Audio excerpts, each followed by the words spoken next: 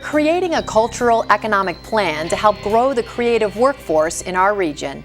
Hello and thanks for joining us. I'm Laurel Hassan. This is Comcast Newsmakers. Joining me now is the Executive Director of the Arts Council of Greater Lansing, Leslie Donaldson. Thank you so much for joining us today. Thanks for having me. And when you talk about a cultural economic development initiative, certainly that's different than what we might be talking about when we're talking about other businesses, automotive, manufacturing. What is a cultural economic initiative? Well, what we're trying to do is really focus on growing the creative workforce in our region and some of the tools in which we can focus on that. For about 3 years we've been focused on this effort, and it's really because we've identified that the creative sector is growing. So we're really thrilled about that, but we want to help provide the tools and support to grow it even further. What types of tools and support? What does it take to bring creative people to our state, to Greater Lansing, to all those sort of cultural hubs, if you will, and get them to stay and be interested?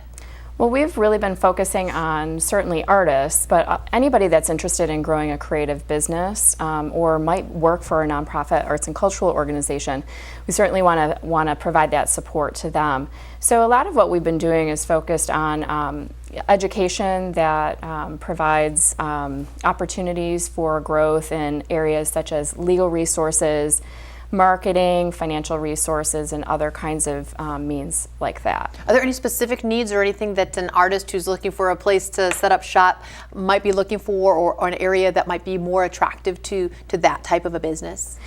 We've been working a lot with our regional municipal partners as well to help them identify low incomes, low rent or space in which they can operate out of.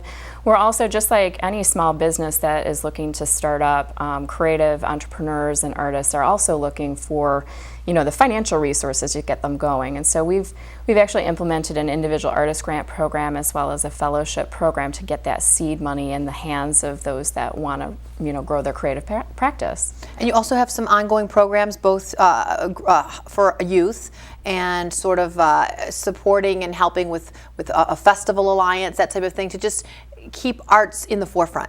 We definitely want to do that, and really other key components to the Cultural Economic Development Initiative include talent attraction and retention issues. So some of those things that we want to focus on are growing a network of festival directors so that we can provide support and really highlight that we're a festival-rich region, and in doing so that attracts talent to our region and visitors as well. So that's one example. Another thing that we're focused on is a program called Smarts for Kids. It's a pilot program this year to get kids access to summer camps in the arts by providing them with scholarships and other resources for their parents so that they can continue forward with programs in the arts as they go through their educational lives. I would imagine when you're talking about artists too, the possibilities are endless. These are entrepreneurial spirits, and you never know what new businesses and ventures could develop. Yeah, absolutely, and that's what's really exciting about it. We've partnered with the City of East Lansing on a downtown cultural entrepreneurship program to really help artists be placed in the downtown, as well as other efforts. Awesome. Thank you so much for joining us today. Thank you. For more information on today's topic, you can head to lansingarts.org.